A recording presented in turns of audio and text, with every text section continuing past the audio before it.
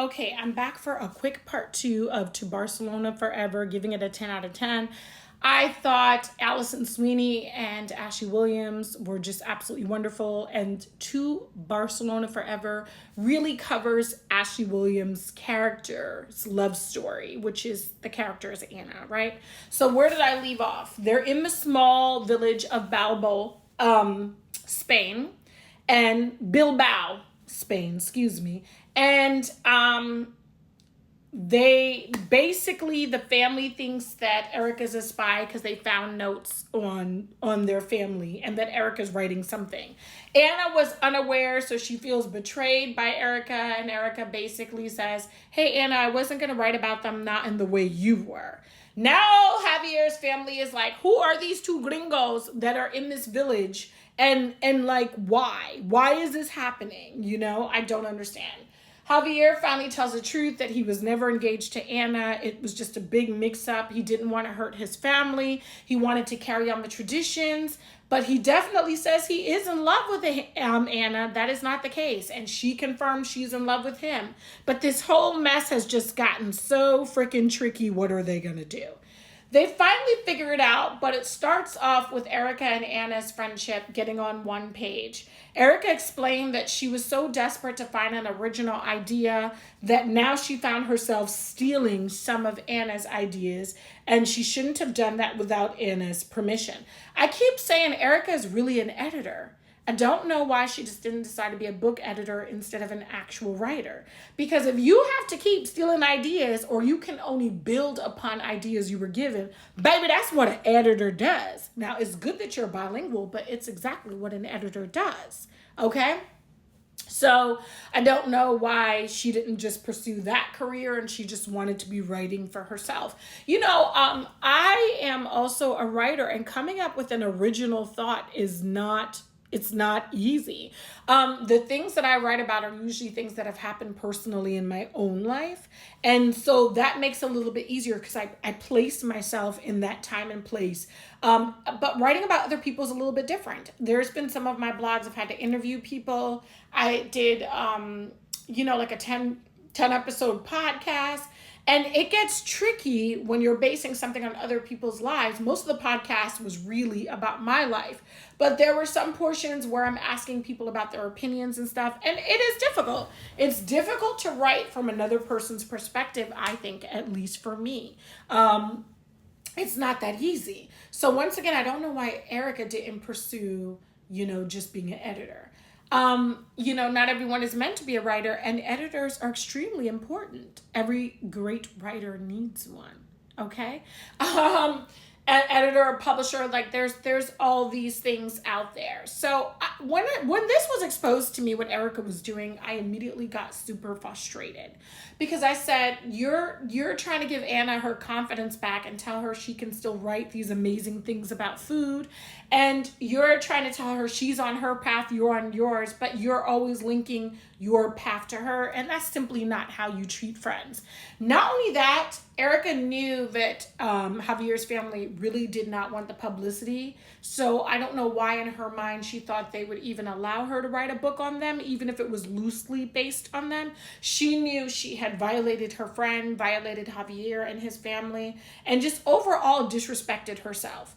Nico's shocked about it, and he's just saying to Erica, babe, why didn't you come to me and tell me you're in trouble? Because he's been, her cheerleader, and he's been saying to her, like, you're going to write something beautiful. And she just said, I was stressed. I felt like I hadn't written anything. I needed to do something. Yeah, what you needed to do, Erica, is not violate your friend. I think Anna has showed up and showed out for you several times. And, even when Anna was headed in a direction where she didn't realize you and Nico were in love with each other, when she did, she backed off and she supported you. So I was a little disappointed in Erica at that. So now everybody is upset, but the girls make up, and it's like, what do we do about Javier and his family? Anna goes back and she apologizes. she goes back with Erica by her side, and she apologizes to Javier's family, and she does let it be known that she loves him. There's no question about that, but she cannot just up and marry him. She'd have to know him for a little bit longer. He agrees. And the family decides to, forgive, Anna, Erica, and Javier for their deceit. And they tell Anna that she can write her article on them, but not reveal too much because they need to step into the times. Also, Javier lets her know that he's gotten permission from his family to kind of go travel with Anna, as she's doing her food blogging, so that they could spend more time together and be together. So now the family says, okay, all's well, end well, but we really were hoping we'd have a wedding. So since Nico and Erica were already helping Anna and Javier with their fake wedding, they realized they were planning their real wedding. And so they get married in this small, quaint, beautiful village that's filled with so much family and love. And what happens to Barcelona forever? It all ends with both couples living happily ever after. Hallmark, I'd certainly love to see a part 3 or 4 to the series. This was absolutely good. I'm loving the Passport to Love series. I even love the one that premiered last night.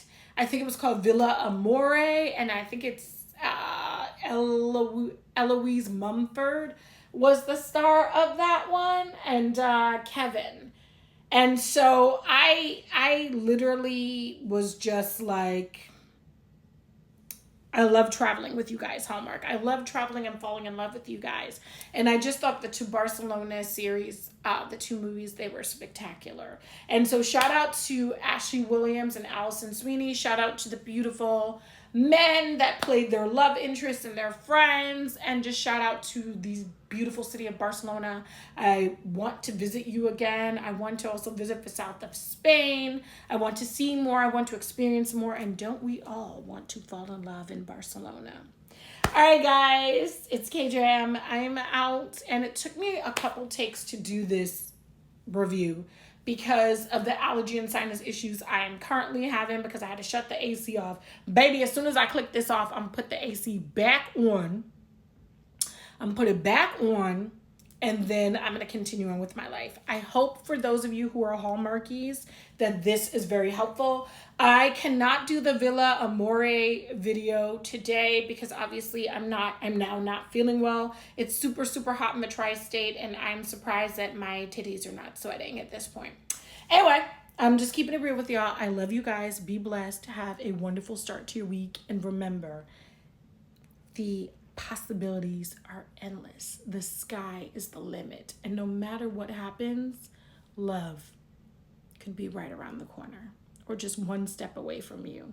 Hang on. Isn't that why we all watch Hallmark? For hope? All right. Bye.